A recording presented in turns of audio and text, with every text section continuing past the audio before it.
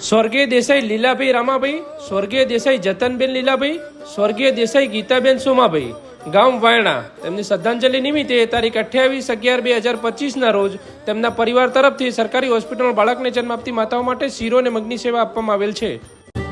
રામે દીધો રૂડો રોટલો રે